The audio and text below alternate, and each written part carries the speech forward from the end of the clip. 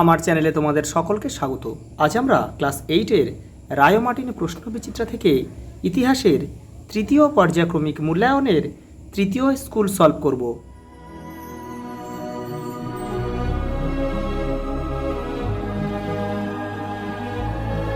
দেখো 3 নম্বর স্কুল, যারা আগের স্কুলগুলো দেখোনি তারা চ্যানেলের প্লেলিস্টে যাবে, ওখানে কিন্তু সবগুলো দেওয়া রয়েছে। দেখো প্রথম প্রশ্ন, বাংলার বিপ্লবী আন্দোলনের সঙ্গে জড়িত ছিল? উত্তর হবে যুগান্তর পত্রিকা, অপশান এ আমাদের সঠিক উত্তর। পরেরটা দেখো, ভারতের মুসলিম সমাজের আধুনিকীকরণের অভিযান প্রথম শুরু করেছিলেন স্যার সৈয়দ আহমদ খান। বাংলার চরমপন্থী আন্দোলনের প্রধান নেতা ছিলেন বিপিন চন্দ্র পাল। জাতীয় কংগ্রেসের প্রথম সভা কোথায় বসেছিল? দেখো বোম্বাইতে, বোম্বাইয়ের গোকুলচন্দ্র তেজপাল সংস্কৃত কলেজ, সালটা ছিল 1885। আর এর প্রথম সভাপতি ছিল ডক্টর উমেশচন্দ্র বন্দ্যোপাধ্যায়, এটাও কিন্তু তোমাদের জানতে হবে। ভারতের রাজধানী কলকাতা থেকে দিল্লিতে স্থানান্তরিত হয়েছিল 1911 খ্রিস্টাব্দে। সাইমন কমিশনে কতজন ভারতীয় ছিলেন? এটা হবে কোনো ভারতীয় ছিলেন না, অপশান এ আমাদের সঠিক উত্তর। পরেরটা দেখো, ক্রিপস মিশন ভারতে আসে কবে? ক্রিপস মিশন ভারতে আসে 1942 খ্রিস্টাব্দে। পরেরটা দেখো, মাদ্রাজ প্রেসিডেন্সির শীতকালীন প্রশাসনিক কেন্দ্র কোনটা ছিল? মাদ্রাজ। আর যদি বলে গ্রীষ্মকালীন তাহলে লিখবে কি? এটা হচ্ছে ওটাকামুন্ডু, এটা কিন্তু তোমাদের পরীক্ষায় আসে। গ্রীষ্মকালীন ছিল ওটাকামুন্ড।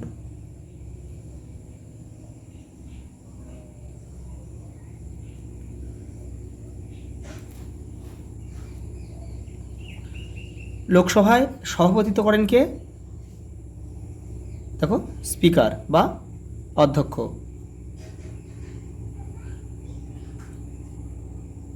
সাঁওতাল জনগণের লিপির নাম হচ্ছে অলচিকি। কত খ্রিস্টাব্দে লর্ড কর্নওয়ালিস আইনগুলিকে সংহত করে কোড বা বিধিবদ্ধ আইন চালু করেন? এটা হবে 1793 খ্রিস্টাব্দে। দেখো এই প্রশ্নটা একটু দেখে নাও, এটা যে লোকসভায় সভাপতিত্ব করেন এটা স্পিকার বা অধ্যক্ষ। যদি বলে রাজ্যসভায় সভাপতিত্ব কে করেন তখন তোমরা কী লিখবে? উপরাষ্ট্রপতি। পরের প্রশ্ন দেখো, রশিদ আলী কে ছিলেন? আজাদ হিন্দ ফৌজের নেতা, অপশান সি। চট্টগ্রাম অস্ত্রাগার লুণ্ঠন কর্মসূচিতে নেতৃত্ব দিয়েছিল কে? মাস্টারদা সূর্য সেন। অনুশীলন সমিতির প্রতিষ্ঠাতা ছিলেন কে? সতীশচন্দ্র, এটা হবে বসু হবে। সালটা একটু তোমরা জেনে রাখবে, এটা হচ্ছে 1902 খ্রিস্টাব্দে, সতীশচন্দ্র বসু। পরেরটা দেখো, ঠিক না ভুল লেখো। নরমপন্থীরা চরমপন্থীদের কার্যকলাপকে 3 দিনের তামাশা বলতেন, এটা কিন্তু ভুল। এটা 3 দিনের তামাশা বলেছিল হচ্ছে অশ্বিনী কুমার। জাতীয় কংগ্রেসের বার্ষিক কার্যকলাপকে কিন্তু এটা বলেছিল 3 দিনের তামাশা। শূন্যস্থান পূরণ করো। 1946 খ্রিস্টাব্দে নৌবিদ্রোহ শুরু হয়েছিল কোন বন্দরে? এটা হবে বোম্বাই বন্দরে তলোয়ার নামক জাহাজে, সালটা ছিল 1946। ওইখান তো দেওয়া রয়েছে। পরেরটা দেখো, প্রদত্ত বিবৃতির সঙ্গে সঠিক ব্যাখ্যাটি মেলাও। বিবৃতি কী দিয়েছে দেখো, লর্ড কার্জন বাংলা বিভাজনের পরিকল্পনা করেছিলেন। কী জন্য করেছিলেন? ব্যাখ্যা কী দিয়েছে দেখো, পূর্ববঙ্গের মানুষের সমর্থন পাওয়ার আশায়। তারপরে কি বলছে দেখো, ঐক্যবদ্ধ বাংলা ছিল ব্রিটিশদের বিরুদ্ধে একটি প্রবল শক্তি। সি বলছে দেখো, স্বদেশী শিল্পোদ্যোগীদের সাহায্যের জন্য, অপশান বি কিন্তু আমাদের সঠিক উত্তর হবে। এই যে ঐক্যবদ্ধ বাংলা ছিল ব্রিটিশদের বিরুদ্ধে একটি প্রবল শক্তি, সেই জন্য কিন্তু তিনি বাংলা ভাগ করতে চেয়েছিলেন। দেখো পরেরটা কী বলেছে, বেমানান শব্দটি খুঁজে বের করো। মাদ্রাজ, বোম্বাই, সুরাট আর আছে কলকাতা। এখানে বাদ যাবে হচ্ছে তোমার সুরাটটা, কারণ কি বাকিগুলো ছিল, আমি এখানে লিখে দিচ্ছি, বাকিগুলো ব্রিটিশ ভারতের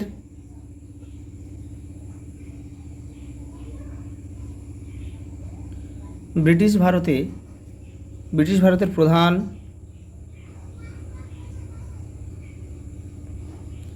প্রেসিডেন্সি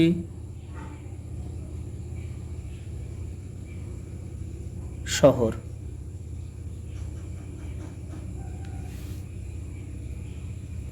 দেখো স্তম্ভ দিয়েছে, দেখো তোমরা কিন্তু কেউ তীর চিহ্ন দিয়ে মেলাবে না। দেখো তাহলে বিহারের চম্পারণটা হবে, এটা হচ্ছে একটা কৃষক আন্দোলন।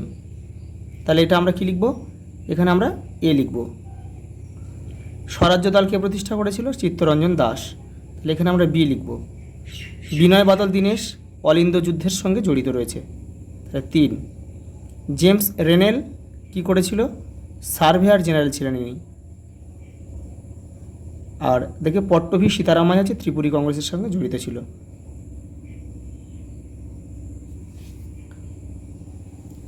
পরেরটা দেখো, শূন্যস্থান পূরণ করো।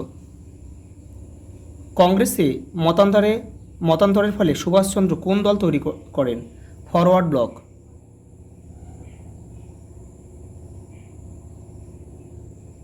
ব্লক। সালটা ছিল 1939।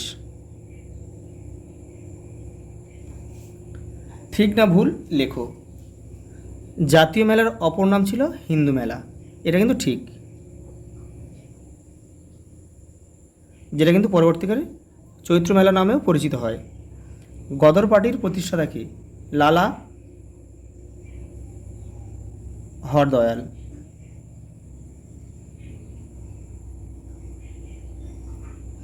রাওলাট আইন কত খ্রিস্টাব্দে জারি করা হয়? 1919 খ্রিস্টাব্দে। জালিয়ানওয়ালাবাগ হত্যাকাণ্ডের জন্য কে দায়ী ছিলেন? জেনারেল ওডায়ার।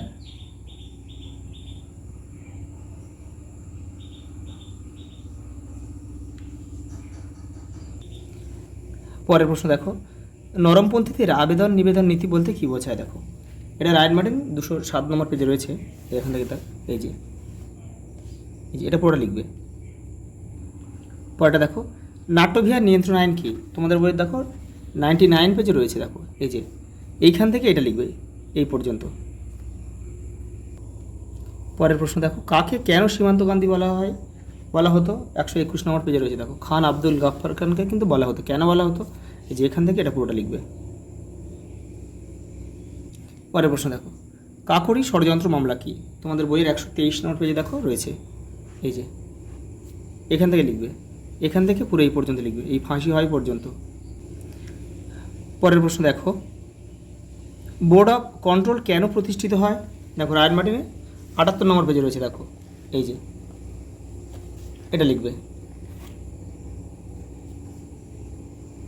পরের প্রশ্ন দেখো, লর্ড উইলিয়াম বেন্টিং কেন প্রশাসনে ভারতীয়দের নিয়োগ করেন?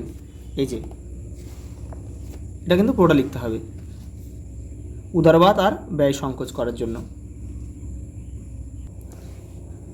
পরেরটা দেখো, সাইলেন্ট ভ্যালি আন্দোলন কি? 161 নম্বর পেজে তোমাদের বইয়ে উত্তরটা রয়েছে, দেখো এই যে দক্ষিণ ভারতের সাইলেন্ট ভ্যালি আন্দোলন, এখান থেকে এটা পুরোটা লিখবে।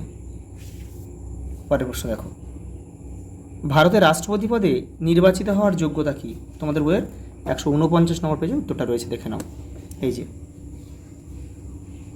রাষ্ট্রপতি রয়েছে, এই যে যোগ্যতা, এখান থেকে এটা লিখলে হয়ে যাবে। পরের প্রশ্ন দেখো, ভারতের ইতিহাসে 1950 খ্রিস্টাব্দের দেখো 26শে জানুয়ারি গুরুত্বপূর্ণ কেন?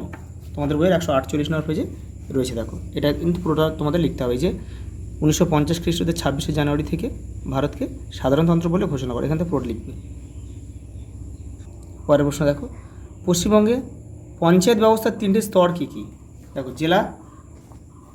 জেলা পরিষদ, পঞ্চায়েত সমিতি আর গ্রাম পঞ্চায়েত, এই যে এখানে রয়েছে। দেখো সবচেয়ে নিচের স্তর হচ্ছে গ্রাম পঞ্চায়েত, তারপরে দ্বিতীয় স্তর হচ্ছে সমিতি, আর উপরের স্তর হচ্ছে জেলা পরিষদ। পরের প্রশ্ন দেখো, আলিগড় আন্দোলন বলতে কী বোঝো? দেখো এটা তোমাদের রায়ট মার্টিনের 284 নম্বর পেজে রয়েছে, এই যে এখান থেকে এপারেও একটু রয়েছে। পরের প্রশ্ন দেখো, ডন সোসাইটি কে প্রতিষ্ঠা করেন এবং এর লক্ষ্য কী ছিল? দেখো, এটা প্রতিষ্ঠা করেছিল সতীশ চন্দ্র মুখোপাধ্যায়।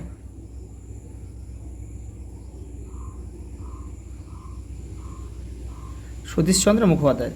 সালটা ছিল 1902। ডন সোসাইটি। আর দেখো লক্ষ্য বলেছে, লক্ষ্য কী ছিল দেখে নাও। জাতীয় শিক্ষা প্রদান, আত্মনির্ভরশীলতা অর্জন, প্রযুক্তিগত শিক্ষা, জাতীয়তাবাদী চেতনার বিকাশ, এটাই ছিল কিন্তু ডন সোসাইটির লক্ষ্য। পরের প্রশ্ন দেখো, নর্মদা বাঁচাও আন্দোলন কেন হয়েছিল? তোমাদের বই দেখো 61 নম্বর পেজে উত্তরটা রয়েছে। দেখো, এই যে নর্মদা বাঁচাও আন্দোলন, এখান থেকে এই পর্যন্ত তোমাদের লিখতে হবে। পরেরটা দেখো,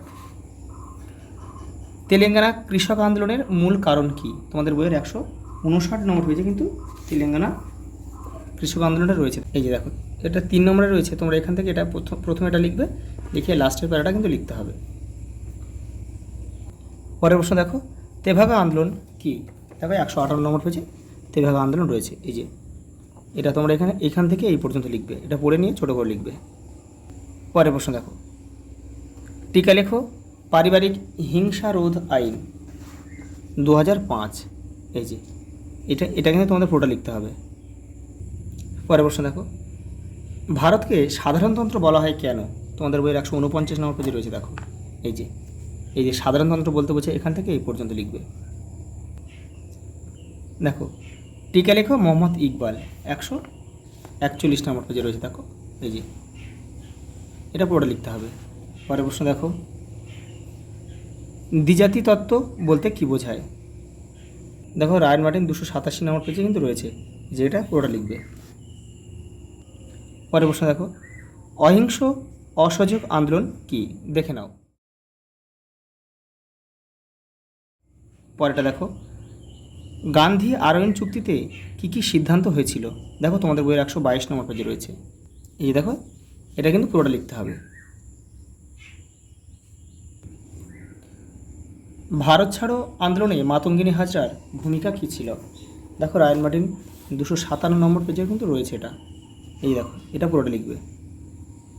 পরের প্রশ্ন দেখো, বঙ্গভঙ্গ ও বয়কট আন্দোলন সম্পর্কে আলোচনা করো। এটা তোমরা তোমাদের বইয়ের 107 নম্বর পেজ থেকে লিখবে। এই যে এখান থেকে লিখবে। এখান থেকে যেহেতু মান 5-এ রয়েছে, এটা কিন্তু তোমাদের অনেকটাই লিখতে হবে। তোমরা এই পর্যন্ত লিখবে, এই পর্যন্ত পড়ে নিয়ে তোমরা নিজেদের মতো করে ছোটো করে লিখবে।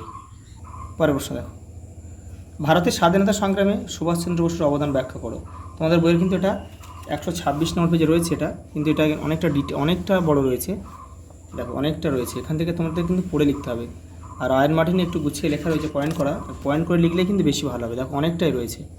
আমি দেখো তোমাদের রায়ন মার্টিন থেকে দেখিয়ে দিচ্ছি। এই যে দেখো, এখানেও কিন্তু অনেকটা রয়েছে, কিন্তু তোমরা শুধু এই পয়েন্টগুলো এখান থেকে নিয়ে এটা ছোটো করে লিখবে। পয়েন্টের ভিতরে সব লেখার দরকার নেই। দেখো, এপারেও রয়েছে কিন্তু।